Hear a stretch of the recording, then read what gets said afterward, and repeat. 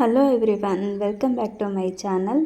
So ಇವತ್ತಿನ ಒಂದು ವಿಡಿಯೋದಲ್ಲಿ ನಾನು ನಿಮ್ಮ ಜೊತೆ ತುಂಬಾ ಒಂದು ಹೆಲ್ದಿಯುಕ್ತವಾದ ಫುಡ್ ಇರ್ಬೋದು, ಹಾಗೆ ಒಂದು ಬ್ಯೂಟಿಫುಲ್ ರಂಗೋಲಿ, ಅದರಲ್ಲೂ ಹೆಲ್ದಿ ಫುಡ್ ಅಂತ ಹೇಳಿದರೆ ಜೋಳದ ರೊಟ್ಟಿ, ಹಾಗೆ ಅದಕ್ಕೆ ಕಾಂಬಿನೇಷನ್ ಆಗುವಂತಹ ಒಂದು ಕಾಳುಗಳ ಪಲ್ಯದ ರೆಸಿಪಿಯನ್ನು ಶೇರ್ ಮಾಡಬೇಕು ಅಂತ ಇದ್ದೀನಿ. ಸೊ ಮಿಸ್ ಮಾಡದೆ ಎಂಡ್ವರೆಗೂ ನೋಡಿ, ತುಂಬಾ ಹೆಲ್ಪ್ಫುಲ್ ಆಗುತ್ತೆ. ಎಷ್ಟೋ ಜನ ಇವಾಗ ರೈಸನ್ನು ಆದಷ್ಟು ನಾವು ಅವಾಯ್ಡ್ ಮಾಡ್ತಾ ಇದ್ದೀವಿ, ಯಾಕಂದರೆ ರೈಸಿಂದ ತುಂಬಾ ಬ್ಯಾಡ್ ಇಂಪ್ಯಾಕ್ಟ್ ಹೆಲ್ತಿನ ಮೇಲೆ ಬೀರ್ತಾ ಇದೆ. ಸೊ ಹಾಗಾಗಿ ನಾನಂತೂ ಈ ಜೋಳದ ರೊಟ್ಟಿನ ತುಂಬಾ ಬ್ರಹ್ಮವಿದ್ಯೆ ಅಂತ ಅಂದ್ಕೊಂಡ್ಬಿಟ್ಟಿದ್ದೆ. ಸೊ ಹೇಗೂ ಕಷ್ಟಪಟ್ಟು ಟ್ರೈ ಮಾಡಿದ್ದೀನಿ. ಸೊ ನಿಮ್ಮ ಜೊತೆ ಕೂಡ ಶೇರ್ ಮಾಡ್ತೀನಿ. ಈಗ ನೋಡ್ತಾ ಇರ್ಬೋದು, 4 ಮಿಡ್ಲು ಚುಕ್ಕಿ ಹಾಗೆ 2 ಚುಕ್ಕಿಯನ್ನು ಹಾಕಿಬಿಟ್ಟು ರಂಗೋಲಿಯನ್ನು ಹಾಕಿದ್ದೀನಿ. ತುಂಬಾ ಚಿಕ್ಕದಾಗಿ ಹಾಗೆ ತುಂಬ ಚೆನ್ನಾಗಿ ಬಂತು. ಸ್ವಲ್ಪ ಬಿಸಿಲಿದ್ದರಿಂದ ಮಳೆ ಬರೋದು ಡೌಟ್ ಅಂದ್ಕೊಂಡು ರಂಗೋಲಿ ಹಾಕಿದೆ, ಬಟ್ ಬಂದರೆ ಮಳೆಗೆ ಹೋಗುತ್ತೆ, ಹಾಗಾಗಿ ಸ್ವಲ್ಪ ಚಿಕ್ಕ ರಂಗೋಲಿಯನ್ನೇ ಹಾಕಿದೆ. ಹಾಗೆ ಈಗ ಒಂದು ರೊಟ್ಟಿಗೆ ನಾನು ಯಾವ ಥರ ಕಾಳು ನೆನೆಸಿಟ್ಟಿದ್ದೀನಿ ಅಂತ ಹೇಳಿದರೆ, ಮಧ್ಯಾಹ್ನನೇ ನೆನೆಸಿಟ್ಟಿದ್ದೆ ನೈಟ್ ಮಾಡೋದಕ್ಕೆ. ನೈಟ್ ರೂಟೀನನ್ನು ನಿಮ್ಮ ಜೊತೆ ಶೇರ್ ಮಾಡ್ತಾಯಿದ್ದೀನಿ. ಇವಾಗ ಕಾಬೂಲ್ ಕಡಲೆ, ಶೇಂಗಾ ಬೀಜ, ಹಾಗೆ ಒಂದು ಸ್ವಲ್ಪ ರಾಜ್ಮಾ, ಈ ಮೂರನ್ನು ಒಂದು ಸ್ವಲ್ಪ ಹಾಕ್ಕೊಂಡು ನಾನು ನೆನೆ ಇಟ್ಟಿದ್ದೆ. ಸೊ ಈಗ ವಿಸಿಲ್ ಕೂಗೋದಕ್ಕೆ ಇಟ್ಟಿದ್ದೀನಿ. ಒಂದು 3 ಇಂದ 4 ವಿಸಿಲ್ ಬಂದರೆ ಸಾಕು. ಹೇಗೂ ನೆನೆ ಇಟ್ಟಿದ್ದೆ ಅಲ್ವಾ, ಚೆನ್ನಾಗಿ ನೆಂದಿತ್ತು. ಬಟ್ ಆದರೂ ಬೇಯಿಸ್ಕೊಂಡಾಗ ನಮಗೆ ಇನ್ನೂ ಅದು ಮೆತ್ತಗೆ ಆಗುತ್ತೆ ಕಾಳುಗಳು. ಹಾಗೆ ಈಗ ಮಸಾಲೆಯನ್ನು ರೆಡಿ ಮಾಡ್ಕೊಳ್ತಾ ಇದ್ದೀನಿ. ಮಸಾಲೆಗೆ ಈರುಳ್ಳಿ, ಬೆಳ್ಳುಳ್ಳಿ, ಟೊಮೆಟೊ ಇದೆಷ್ಟು ಮೇಯ್ನಾಗಿ ಬೇಕು. ಹಾಗೆ ಜೊತೆಗೆ ಶುಂಠಿ ಒಂದು ಸ್ವಲ್ಪ, ಇದಿಷ್ಟು ಹಾಕ್ಕೊಂಡು ತುಂಬ ಟೇಸ್ಟಿಯಾಗಿ ಒಂದು ಕಾಳುಗಳ ಪಲ್ಯನ ಮಾಡ್ಬೋದು. ತುಂಬ ಒಳ್ಳೆ ಕಾಂಬಿನೇಷನ್ ಆಗುತ್ತೆ ಇದು ರೊಟ್ಟಿ ಮತ್ತು ಚಪಾತಿಗೆ. ಈಗ 2 ಈರುಳ್ಳಿಯನ್ನು ತೊಗೊಂಡಿದ್ದೀನಿ, ಯಾಕಂದರೆ ಕಾಳುಗಳ ಜೊತೆ ಈ ಈರುಳ್ಳಿ ಟೇಸ್ಟ್ ತುಂಬ ಚೆನ್ನಾಗಿ ಬರುತ್ತೆ. ಸೊ ಅದರಿಂದ 2 ತೊಗೊಂಡಿದ್ದೀನಿ. ಮೀಡಿಯಮ್ ಆಗಿ ಕಟ್ ಮಾಡ್ಕೊಳ್ತಾ ಇದ್ದೀನಿ. ಹಾಗೆ ಅದರ ಜೊತೆಗೆ ಬೆಳ್ಳುಳ್ಳಿಯನ್ನು ಕೂಡ ಬಿಡಿಸಿಟ್ಕೊಂಡಿದ್ದೀನಿ. ಇದು ಸಣ್ಣ ಬೆಳ್ಳುಳ್ಳಿ ಆಗಿರೋದ್ರಿಂದ ನಾನು ಸಿಪ್ಪೆ ಏನೂ ತೆಗೆಯೋದಿಲ್ಲ. ಹಾಗೆ 2-3 ಬೆಳ್ಳುಳ್ಳಿಯನ್ನು ತಗೊಂಡಿದ್ದೆ. ನೋಡಿದರೆ ನಿಮಗೆ ಗೊತ್ತಾಗುತ್ತೆ, ಇದು ದೊಡ್ಡ ಬೆಳ್ಳುಳ್ಳಿ ಅಲ್ಲ. ದೊಡ್ಡ ಬೆಳ್ಳುಳ್ಳಿ ಆದರೆ ನಾವು ಸಿಪ್ಪೆ ರಿಮೂವ್ ಮಾಡಿ ಹಾಕಬೇಕಾಗುತ್ತೆ. ಸೊ ಇದಕ್ಕೆ ಜವಾರಿ ಬೆಳ್ಳುಳ್ಳಿ ಅಂತ ಹೇಳ್ತಾರೆ. ಹಾಗೆ ಸ್ವಲ್ಪ ಶುಂಠಿ, ಅರ್ಧ ಇಂಚಷ್ಟು. ನಾನು ಅವಾಗಲೇ ಫ್ರೆಶ್ ಆಗಿ ಮಸಾಲೆಗೆ ನಾನು ತೊಗೊಳ್ತೀನಿ ಬೆಳ್ಳುಳ್ಳಿ ಮತ್ತು ಶುಂಠಿ. ಮೊದಲೇ ನಾನು ರೆಡಿ ಮಾಡಿ ಇಟ್ಕೊಂಡಿರಲ್ಲ. ಹಾಗೆ ಟೊಮೆಟೊ ನೋಡಿ, ಇದರಲ್ಲಿ ಹುಳ ಇದೆಯಾ ಎಲ್ಲ ಚೆಕ್ ಮಾಡಿ. ಹಾಗೆ ಇದರಲ್ಲಿ ಆದಷ್ಟು ಅದರ ಬೀಜನ ಅವಾಯ್ಡ್ ಮಾಡಬೇಕು ಅಂತ ಕೇಳಿದ್ದೀನಿ, ಕಿಡ್ನಿಗೆ ಎಫೆಕ್ಟ್ ಅಂತೇಳಿ. ಹಾಗಾಗಿ ನನಗೆ ಟೈಮ್ ಇದ್ದಾಗ ನಾನು ಅದನ್ನು ತೆಕ್ಕೊಳ್ತೀನಿ, ಬೀಜ ತೆಗೆದು ಕಟ್ ಮಾಡ್ಕೊಳ್ತೀನಿ. ಅರ್ಜೆಂಟಲ್ಲಿದ್ದರೆ ಅದನ್ನು ಗ್ರೈಂಡ್ ಮಾಡಿ ಹಾಕ್ಕೊಳ್ತೇನೆ. ಸೊ ಈಗ ಒಗ್ಗರಣೆ ಹಾಕ್ಕೊಳ್ಳೋಣ. ಮೊದಲಿಗೆ ನಾನು ಆಯಿಲನ್ನು ಹಾಕ್ಕೊಂಡಿದ್ದೀನಿ. ಹಾಗೆ ಅದಕ್ಕೆ ಸಾಸಿವೆ, ಜೀರಿಗೆ, ಕರಿಬೇವನ್ನು ಹಾಕಿ ಅದಾದಮೇಲೆ ಹೆಚ್ಚಿಟ್ಕೊಂಡಿರುವಂತಹ ಈರುಳ್ಳಿಯನ್ನು ಹಾಕ್ಕೊಳ್ತಾ ಇದ್ದೀನಿ. ಈರುಳ್ಳಿ ಹಾಕಿ ಆದಮೇಲೆ ನಾನು ಅದಕ್ಕೆ 2 ಶೆಕ್ಕೆ ಮತ್ತು 2 ಸಣ್ಣ ಪೀಸ್ ಶೆಕ್ಕೆ ಮತ್ತು 2 ಲವಂಗನ ಹಾಕ್ಕೊಂಡೆ. ಅದನ್ನು ಚೆನ್ನಾಗಿ ಕೈಯಾಡಿಸಿ ಅದಾದಮೇಲೆ ಒಂದು ಸ್ವಲ್ಪ ರುಚಿಗೆ ತಕ್ಕಷ್ಟು ಉಪ್ಪನ್ನು ಹಾಕ್ಕೊಳ್ತಾ ಇದ್ದೀನಿ. ಈ ಹಂತದಲ್ಲೇ ನಾನು ಟೇಸ್ಟಿಗೆ ಅನುಸಾರವಾಗಿ ಉಪ್ಪನ್ನು ಹಾಕ್ಕೊಳ್ತೀನಿ. ಅಕಸ್ಮಾತ್ ಕಡಿಮೆ ಆದರೆ ಲಾಸ್ಟಲ್ಲಿ ಮತ್ತೆ ಸ್ವಲ್ಪ ಆ್ಯಡ್ ಮಾಡ್ಕೊಳ್ತೇನೆ. ಹಾಗೆ ಬೇಗ ಕೂಡ ಫ್ರೈ ಆಗುತ್ತೆ ಈ ಟೈಮಲ್ಲೇ ಹಾಕೋದ್ರಿಂದ. ಮತ್ತು ಜೊತೆಗೆ ಟೊಮೆಟೊ ಕೂಡ ಹಾಕ್ಕೊಳ್ತಿದ್ದೇನೆ. ಶುಂಠಿ, ಬೆಳ್ಳುಳ್ಳಿ, ಟೊಮೆಟೊ ಇದೆಲ್ಲ ಹಾಕಿ ಇದನ್ನು ಫ್ರೈ ಆಗೋಷ್ಟರಲ್ಲಿ ಅದಕ್ಕೆ ಸಾಂಬಾರು ಪುಡಿಯನ್ನು ಕೂಡ ಹಾಕ್ಕೊಂಡಿದ್ದೇನೆ. ಸಾಂಬಾರು ಪುಡಿ ಆಲ್ಮೋಸ್ಟ್ ನಮ್ಮದು ಗರಂ ಮಸಾಲೆ ಮತ್ತು ಧನಿಯಾ ಪುಡಿ, ಖಾರದ ಹುಡಿ ಇದೆಲ್ಲ ಮಿಕ್ಸ್ ಆಗಿರುತ್ತೆ. ಸೊ ಹಾಗಾಗಿ ನಾನು ಮೊದಲೇ ಮಿಕ್ಸ್ ಮಾಡಿ ಇಟ್ಕೊಂಡಿರೋದ್ರಿಂದ ಅದನ್ನೇ ಹಾಕ್ಕೊಂಡಿದ್ದೀನಿ. ನೀವು ಬೇಕಿದ್ದರೆ ಸಪ್ರೇಟಾಗಿ ಹಾಕ್ಕೊಳ್ಬೋದು. ಹಾಗೆ ಒಂದು ಸ್ವಲ್ಪ ಗರಂ ಮಸಾಲೆಯನ್ನು ಹಾಕ್ಕೊಂಡಿದ್ದೀನಿ, ಅರ್ಧ ಸ್ಪೂನಷ್ಟು.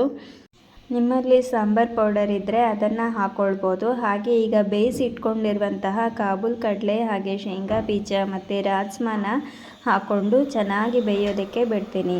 ಅದನ್ನು ಬೇಯೋದಕ್ಕೆ ಬಿಟ್ಟು ಈಗ ಜೋಳದ ರೊಟ್ಟಿ ಮಾಡೋದಕ್ಕೆ ಮೊದಲಿಗೆ ಒಂದು ಹಿಟ್ಟನ್ನು ಕಲಿಸ್ಕೊಳ್ಳೋಣ. ಇವಾಗ ಹಿಟ್ಟು ನಾನು ಒಂದು 3 ಬೌಲಷ್ಟು ತೊಗೊಳ್ತಾ ಇದ್ದೀನಿ ಮೊದಲಿಗೆ. ಅಂದರೆ ರೊಟ್ಟಿ ಒಂದು ಸ್ವಲ್ಪ ಜಾಸ್ತಿನೇ ಮಾಡ್ತೀನಿ, ಅಷ್ಟಾಗಿ ಪರ್ಫೆಕ್ಟಾಗಿ ನನಗೆ ರೊಟ್ಟಿ ಬರೋದಿಲ್ಲ, ಆದರೂ ಪರವಾಗಿಲ್ಲ ಮಾಡ್ತೀನಿ. ಮತ್ತು ಇಲ್ಲಿ ನೀರನ್ನು ಕುದಿಲಿಕ್ಕೆ ಇಟ್ಕೊಂಡಿದ್ದೀನಿ. ಈ ಜೋಳದ ರೊಟ್ಟಿ ಮಾಡಬೇಕಾದ್ರೆ ನಾವು ಹಿಟ್ಟಿಗೆ ಬಿಸಿ ನೀರನ್ನು ಹಾಕಿಬಿಟ್ಟು ಮಾಡುವಂಥದ್ದು. ಸೊ ಸೊ ಹಾಗಾಗಿ ಈಗ 3 ಬೌಲಷ್ಟು ಹಾಕ್ಕೊಂಡಿದ್ದೀನಿ. ಅಂದಾಜಲ್ಲಿ ಹೇಳೋದಾದರೆ ನಾನು ಮೆಜರ್ಮೆಂಟಲ್ಲಿ ಹೇಳೋದಾದರೆ ನಾನು ಅಂದಾಜಲ್ಲಿ ಹಿಟ್ಟು ತೊಗೊಂಡಿದ್ದು ಒಂದು 3 ಬೌಲಷ್ಟು. ಹಾಗೆ ಈಗ ಮಿಡ್ಲಲ್ಲಿ ಒಂದು ಸ್ವಲ್ಪ ಗುಂಡಿ ಮಾಡಿಕೊಂಡು, ಅಂದರೆ ಮಿಡ್ಲಲ್ಲಿ ಗ್ಯಾಪ್ ಮಾಡಿಕೊಂಡು ಅದರ ಒಳಗಡೆ ಈ ಬಿಸಿ ನೀರನ್ನು ಒಂದು ಬೌಲ್ ಅಂದಾಜು ಹಾಕ್ಕೊಳ್ತಾ ಇದ್ದೀನಿ. ಮತ್ತೆ ಬೇಕಿದ್ದರೆ ಹಾಕ್ಕೊಳ್ಬೋದು. ಸೊ ಇಷ್ಟು ನಮಗೆ ಅದು ಅಂಟು ಬರಬೇಕು. ಚೆನ್ನಾಗಿ ನಾವು ಒಂದು ಸ್ವಲ್ಪ ಉಪ್ಪು ಹಾಕ್ಕೊಂಡು ಮಿಡ್ಲಲ್ಲಿ ನೀರೇನಿದೆ ಅದನ್ನು ನೀಟಾಗಿ ನಾವು ಕಲಿಸಬೇಕು. ಇದು ಅಂಟು, ಅಂದರೆ ನಾವು ರೊಟ್ಟಿ ಮಾಡಬೇಕಾದ್ರೆ ಅದು ಕಿತ್ತು ಹೋಗೋದಿಲ್ಲ. ಸೊ ಈ ರೀತಿ ನಾವು ಬಿಸಿನೀರನ್ನು ಹಾಕ್ಕೊಂಡಾಗ ಚೆನ್ನಾಗಿ ಅಂಟು ಬರುತ್ತೆ, ಅಂದರೆ ರೊಟ್ಟಿ ಹರಿದೋಗೋದಿಲ್ಲ, ಚೆನ್ನಾಗಿ ಬರುತ್ತೆ ರೊಟ್ಟಿ. ಈ ರೀತಿ ನಾವು ಸ್ಪೂನಲ್ಲಿ ಕಲಿಸ್ಕೊಂಡು ಅದಾದಮೇಲೆ ಆ ಹಿಟ್ಟನ್ನು ಕೂಡ ತೆಕ್ಕೊಂಡು ಬಿಸಿ ಬಿಸಿ ಇರಬೇಕಾದ್ರೇ ನಾವು ಹಿಟ್ಟನ್ನು ಕಲಿಸಬೇಕು.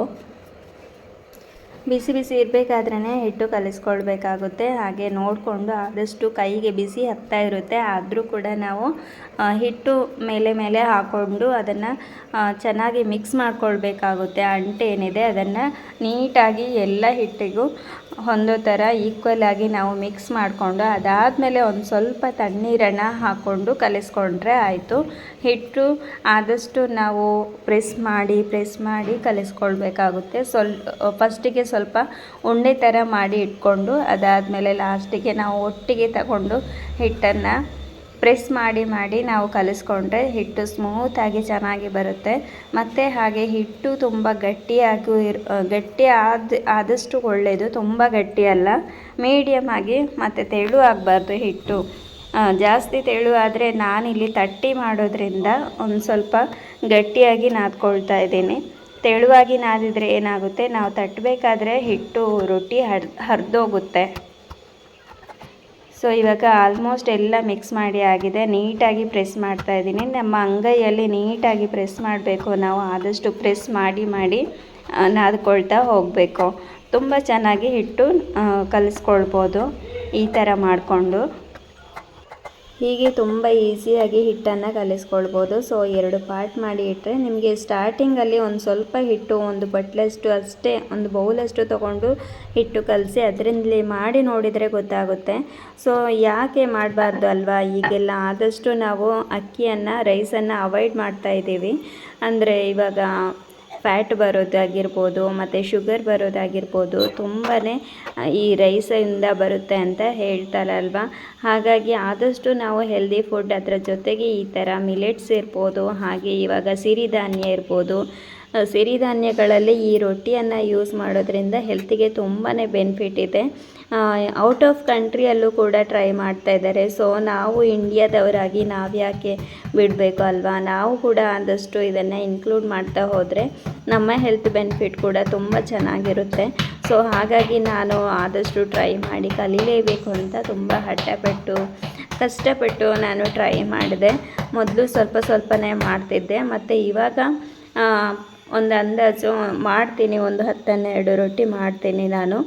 ಈಗ ನೋಡ್ತಾ ಇರ್ಬೋದು, ನಿಧಾನವಾಗಿ ನಾವು ಒಂದು ಸ್ವಲ್ಪ ಹಿಟ್ಟನ್ನು ತಗೊಂಡು 2 ಕಡೆ ಒಂದು ಸ್ವಲ್ಪ ಹಿಟ್ಟನ್ನು ಹಚ್ಕೊಂಡು ಅದಾದಮೇಲೆ ಒಂದು ಕೈಯಲ್ಲಿ ಶೇಪ್ ಕೊಡಬೇಕಾಗುತ್ತೆ, ಇನ್ನೊಂದು ಕೈಯಲ್ಲಿ ತಿರುಗಿಸ್ತಾ ತಟ್ಟಬೇಕಾಗುತ್ತೆ.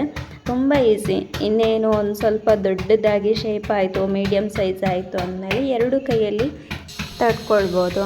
ಈಗ ನಾನು 2 ಕೈಯಲ್ಲಿ ತಟ್ತಾ ಇದ್ದೀನಿ, ನೋಡ್ತಾ ಇರ್ಬೋದು.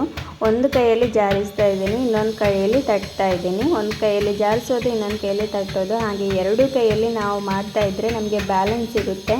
ಹಾಗೆ ನಿಮಗೆ ಇದು ಕಷ್ಟ ಅಂತಾದರೆ ಒಂದು ಮೀಡಿಯಮ್ ಸೈಜ್ ಬಂದಾದಮೇಲೆ ಈಗ ಕೋಲಲ್ಲಿ ಕೂಡ ಮಾಡ್ತಾರೆ, ಲಟ್ಟಣಿಗೆಯಲ್ಲಿ ಕೂಡ ನಾವು ಟ್ರೈ ಮಾಡ್ಬೋದು. ಲಟ್ಟಣಿಗೆಯಲ್ಲಿ ನನಗೆ ಅಷ್ಟು ಪರ್ಫೆಕ್ಟಾಗಿ ಬರೋದಿಲ್ಲ, ಟ್ರೈ ಮಾಡಿದ್ದೀನಿ. ಹಾಗೆ ನಾನು ಕೈಯಿಂದ ಮಾಡೋದ್ರಿಂದ ತುಂಬ ಈಸಿಯಾಗಿ ಆಗುತ್ತೆ. ಫಸ್ಟಿಗೆ ಒಂದು ಸ್ವಲ್ಪ ಹಿಟ್ಟನ್ನು ತೊಗೊಂಡು ಟ್ರೈ ಮಾಡಿದರೆ ಖಂಡಿತ ನಿಮಗೆ ಬಂದೇ ಬರುತ್ತೆ. ಕೈಯಲ್ಲಿ ಬಂದಿಲ್ಲ ಅಂದರೆ ಲಟ್ಟಣಿಗೆಯಿಂದ ಕೂಡ ಟ್ರೈ ಮಾಡಿ ನೋಡ್ಬೋದು ನೀವು. ಸೊ ಈಗ ನಾನು ಫಸ್ಟಿಗೆ ಒಂದು ಸ್ವಲ್ಪ ಜಾಸ್ತಿ ಹಿಟ್ಟು ತೊಗೊಂಡಿದ್ದೆ, ಹಾಗೆ ರೊಟ್ಟಿ ದೊಡ್ಡದಾಗಿದೆ, ಹಾಗೆ ಸೈಡ್ ಸ್ವಲ್ಪ ಎಡ್ಜಸ್ ಎಲ್ಲ ಸೀಳ್ಕೊಂಡಿದೆ, ನೀವು ನೋಡ್ಬೋದು. ಅದಕ್ಕಾಗಿ ಹಿಟ್ಟು ಕಡಿಮೆ ತೊಗೊಂಡು ಲಟ್ಟಿಸಿದರೆ ಅಷ್ಟು ಸೀಳೋದಿಲ್ಲ ಮತ್ತು ನೀಟಾಗಿ ಬರುತ್ತೆ. ಅದು ಕೂಡ ಈಸಿಯಾಗಿ ಮಾಡ್ಬೋದು. ಹಾಗೆ ನಾವು ಹಿಟ್ಟನ್ನು ಒರೆಸ್ಕೊಳ್ಬೇಕಾಗುತ್ತೆ. ಒದ್ದೆ ಬಟ್ಟೆ ಮಾಡಿ ಮೇಲ್ಗಡೆ ಹಿಟ್ಟನ್ನು ಒರೆಸ್ಕೊಂಡು ಅದಾದಮೇಲೆ ನಾವು ಬೇಯೋದಕ್ಕೆ ಬಿಡಬೇಕಾಗುತ್ತೆ. ಅದು ಬೇಯೋಷ್ಟರಲ್ಲಿ ಇನ್ನೂ ಸ್ವಲ್ಪ ಹಿಟ್ಟು ತೊಗೊಂಡು ನಾವು ಇನ್ನೊಂದು ರೊಟ್ಟಿ ಮಾಡ್ಕೊಳ್ಬೋದು. ನೋಡಿ ಹೇಗೆ ಬಂದಿದೆ ಅಂತ ರೊಟ್ಟಿ. ಅಷ್ಟೇನು ಪರ್ಫೆಕ್ಟಾಗಿ ನನಗೆ ಬರೋದಿಲ್ಲ, ಮತ್ತು ಮಿಡ್ಲಲ್ಲಿ ಎಡ್ಜಸ್ಸಲ್ಲಿ ಇರ್ಬೋದು, ದಪ್ಪ ಬರಬಾರ್ದು. ಅದನ್ನು ನೋಡಿಕೊಂಡು ನೀಟಾಗಿ ಈಕ್ವಲಾಗಿ ತಟ್ಟಬೇಕಾಗುತ್ತೆ ನಾವು. ಅದರಿಂದ ಕಡಿಮೆ ಹಿಟ್ಟು ತೊಗೊಂಡ್ರೆ ನಮಗೆ ಈಸಿಯಾಗಿ ತಟ್ಕೊಳ್ಬೋದು. ಜಾಸ್ತಿ ಹಿಟ್ಟು ತೊಗೊಂಡ್ರೆ ನಮಗೆ ತಟ್ಟಲಿಕ್ಕೆ ಕಷ್ಟ ಆಗುತ್ತೆ. ಅಂದರೆ ಹಿಟ್ಟು ಎಕ್ಸ್ಪ್ಯಾಂಡ್ ಆಗಬೇಕಲ್ವಾ, ತಟ್ಟಿದಾಗೆ ಎಕ್ಸ್ಪಾಂಡ್ ಆಗಬೇಕು. ಆದ್ದರಿಂದ ಕಡಿಮೆ ಹಿಟ್ಟು ತೊಗೊಂಡು ಮಾಡ್ತಾಯಿದ್ರೆ ಬೇಗ ಎಕ್ಸ್ಪಾಂಡ್ ಆಗುತ್ತೆ. ಹಾಗೆ ರೊಟ್ಟಿ ತಟ್ತಾ ಇರಬೇಕಾದ್ರೆ ಕೈಗೆ ಮೇಲ್ಗಡೆ ಅಂಟ್ತಾ ಇದ್ದರೆ ನಮಗೆ ಮತ್ತೆ ನಾವು ಇನ್ನೊಂದು ಕೈಯಲ್ಲಿ ರೊಟ್ಟಿಯನ್ನು ಹಿಡ್ಕೊಂಡು ಅಡಿಯಲ್ಲಿ ಇನ್ನೂ ಸ್ವಲ್ಪ ಹಿಟ್ಟನ್ನು ಹಾಕ್ಕೊಂಡು ಅದನ್ನು ನೀಟಾಗಿ ನಾವು ಸ್ಪ್ರೆಡ್ ಮಾಡಿ ಮತ್ತೆ ಅದನ್ನು ತಟ್ತಾ ಹೋಗಬೇಕು. ಈ ರೀತಿ ಮಾಡೋದ್ರಿಂದ ಕೈಗೆ ಅಂಟೋದಿಲ್ಲ ಮತ್ತು ಚೆನ್ನಾಗಿ ಜಾರ್ತಾ ಇರುತ್ತೆ. ರೊಟ್ಟಿ ತಟ್ಟಬೇಕಾದ್ರೆ ಒಂದೇ ಕಡೆಗೆ ಕಲ್ಲಿಗೆ ಸ್ಟಿಕ್ ಆಗೋದಿಲ್ಲ. ನಾನಿಲ್ಲಿ ಕಲ್ಲ ಮೇಲೆ ತಟ್ತಾ ಇರೋದು. ಆ್ಯಕ್ಚುಲಿ ನಾನು ರೊಟ್ಟಿ ಮಾಡೋದಕ್ಕೆ ಟ್ರೈ ಮಾಡಿದ್ದು ವೆಯ್ಟ್ ಲಾಸ್ ಕೂಡ ಮಾಡ್ಬೋದಲ್ವಾ ಅಂಥೇಳಿ, ಮತ್ತು ಹೆಲ್ತ್ ಬೆನಿಫಿಟ್ ತುಂಬ ಇದೆ ಇದರಿಂದ.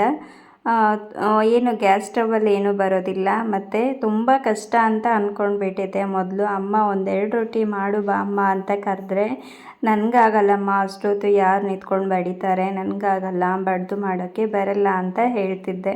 ಬಟ್ ಇವಾಗ ಇಷ್ಟಪಟ್ಟು ಮಾಡ್ತಾ ಇರೋದ್ರಿಂದ ಈಸಿಯಾಗಿ ಬಂದಿದೆ. ಸೊ ಇಷ್ಟಪಟ್ಟು ಮಾಡಿದರೆ ಯಾವುದೇ ಕೆಲಸ ಆದರೂ ನಮಗೆ ಖಂಡಿತ ಬಂದೇ ಬರುತ್ತೆ. ಸೊ ಖಂಡಿತ ನೀವು ಕೂಡ ನನಗೆ ಟ್ರೈ ಮಾಡಿ, ಖುಷಿಪಡಿ, ಎಂಜಾಯ್ ಮಾಡಿ ನೀವು ಕೂಡ ರೊಟ್ಟಿ ತಿಂದು ಅಂತ ಹೇಳೋದಕ್ಕೆ ಇಷ್ಟಪಡ್ತೀನಿ.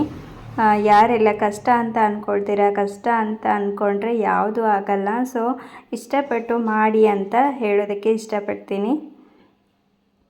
ಹಾಗೆ 1 ಬೈ 1 ಮಾಡ್ತಾ ನಾನು ತಟ್ತಾ ಇದ್ದೀನಿ. ಆದಷ್ಟು ಮೊದಲು ಮಾಡಬೇಕಾದ್ರೆ ಒಂದು ಸ್ವಲ್ಪ ಹಿಟ್ಟು ತೊಗೊಂಡು ಮಾಡ್ತಾ ಬಂದರೆ ಬೇಗನೆ ಮಾಡ್ಬೋದು, ತುಂಬ ಚೆನ್ನಾಗಿ ಆಗುತ್ತೆ ಮಾತ್ರ. ಈಗ ನೋಡಿ ಇಷ್ಟೊಂದು ಆಗಿದೆ, ಇನ್ನೇನು ಸ್ವಲ್ಪ ಇದೆ, ಒಂದು 4-5 ರೊಟ್ಟಿ ಇದೆ. ಇದಕ್ಕೆ ಏನು ಬೇಕಾದರೂ ಕಾಂಬಿನೇಷನ್, ತರಕಾರಿ ಪಲ್ಯ ಇರ್ಬೋದು, ಕಾಳುಗಳ ಪಲ್ಯ, ಯಾವುದನ್ನು ಬೇಕಾದರೂ ಹಾಕ್ಕೊಂಡು ತಿನ್ಬೋದು. ಮತ್ತು ಈಗ ರೊಟ್ಟಿಯೆಲ್ಲ ಮಾಡಿ ಆದಮೇಲೆ ನೋಡಿ ಹಿಟ್ಟು ಎಷ್ಟೆಲ್ಲ ಸ್ಪ್ರೆಡ್ ಆಗಿತ್ತು, ಹಾರ್ಕೊಂಡಿತ್ತು, ಅದನ್ನೆಲ್ಲ ಕ್ಲೀನ್ ಮಾಡ್ತಾಯಿದ್ದೀನಿ ನಾನು. ಕ್ಲೀನ್ ಮಾಡಿ ಅದಾದಮೇಲೆ ಮನೆಯವರಿಗೆಲ್ಲ ಊಟಕ್ಕೆ ಹಾಕಿ ಕೊಡ್ತೀನಿ. ಮಧ್ಯಾಹ್ನದ್ದು ಒಂದು ಸ್ವಲ್ಪ ರೈಸ್ ಮಿಕ್ಕಿದ್ರೂ ಸಾಕಾಗುತ್ತೆ ರೊಟ್ಟಿ ಜೊತೆಗೆ ನಮಗೆ. ಮತ್ತು ಎಲ್ರಿಗೂ 1-2 ರೊಟ್ಟಿ ತಿಂದರೆ ಸಾಕಾಗುತ್ತೆ. ಜೋಳದ ರೊಟ್ಟಿ ಜೊತೆ ಈ ಒಂದು ಮಿಕ್ಸ್ ಕಾಳುಗಳ ಪಲ್ಯ ಏನು ಮಾಡಿದೆ ತುಂಬ ಚೆನ್ನಾಗಿ ಬಂದಿತ್ತು. ಸೊ ನೀವು ಒಂದು ಸಲ ಟ್ರೈ ಮಾಡಿ ಕಮೆಂಟ್ ಮಾಡಿ ತಿಳಿಸಿ. ಹಾಗೆ ರೊಟ್ಟಿ ಜೊತೆಗೆ ಕುಕುಂಬರ್ ಇರ್ಬೋದು ಅಥವಾ ಈರುಳ್ಳಿ ಇರ್ಬೋದು, ಹಸಿ ಈರುಳ್ಳಿ ತಿಂದರೆ ತುಂಬ ಬ್ಲಡ್ ಕ್ಲಿಯರ್ ಆಗುತ್ತೆ ಅಲ್ವಾ. ಸೊ ಹಾಗಾಗಿ ಕೆಲವೊಂದು ಸಲ ನಾವು ಈರುಳ್ಳಿಯನ್ನು ಸೈಡ್ ಡಿಶ್ ಆಗಿ ತೊಗೊಳ್ತೀವಿ. ಮತ್ತು ಕುಕುಂಬರ್ ಇರಲಿಲ್ಲ. ಸೊ ಮತ್ತು ಮಧ್ಯಾಹ್ನದ ಮಾಡಿದ್ದು ಒಂದು ಸೋರೆಕಾಯಿ ಪಲ್ಯ ಕೂಡ ಇತ್ತು, ಅದನ್ನು ಕೂಡ ನಾನು ಹಾಕ್ಕೊಂಡೆ. ನಮ್ಮ ಮನೆಯವರಿಗೆಲ್ಲ ಸೋರೆಕಾಯಿ ಪಲ್ಯ ಇಷ್ಟ ಆಗಲ್ಲ, ಸೊ ನನಗೆ ತುಂಬ ಇಷ್ಟ. ಹಾಗಾಗಿ ನಾನು ಸೋರೆಕಾಯಿ ಪಲ್ಯ ಮಧ್ಯಾಹ್ನ ಉಳಿದಿರೋದನ್ನು ಹಾಕ್ಕೊಂಡು ಇವತ್ತಿನ ವ್ಲಾಗ್ ಹೀಗಿತ್ತು. ನಿಮಗೆಲ್ಲ ಇಷ್ಟ ಆಗಿದ್ದರೆ ಪ್ಲೀಸ್ ಒಂದು ಲೈಕ್ ಮಾಡಿ. ಹಾಗೆ ಲಾಸ್ಟ್ ವಿಡಿಯೋದಲ್ಲಿ ನಾನು ವಾಷಿಂಗ್ ಮೆಷಿನ್ ಟಿಪ್ಸ್ ಬಗ್ಗೆ ಶೇರ್ ಮಾಡಿದ್ದೀನಿ, ತುಂಬ ಒಳ್ಳೆಯ ವ್ಯೂಸ್ ಬಂದಿದೆ. ಹಾಗೆ ನೀವು ನೋಡಿಲ್ಲ ಅಂದರೆ ನೋಡಿ, ತುಂಬಾ ಹೆಲ್ಪ್ ಆಗುತ್ತೆ ನಿಮಗೆ ಖಂಡಿತ. ಸೊ ಇವತ್ತಿನ ಬ್ಲಾಗ್ ನಿಮಗೆಲ್ಲ ಹೇಗೆ ಅನಿಸ್ತು ಅಂತ ಕಮೆಂಟ್ ಮಾಡಿ ತಿಳಿಸಿ. Thank you for watching. Bye take care.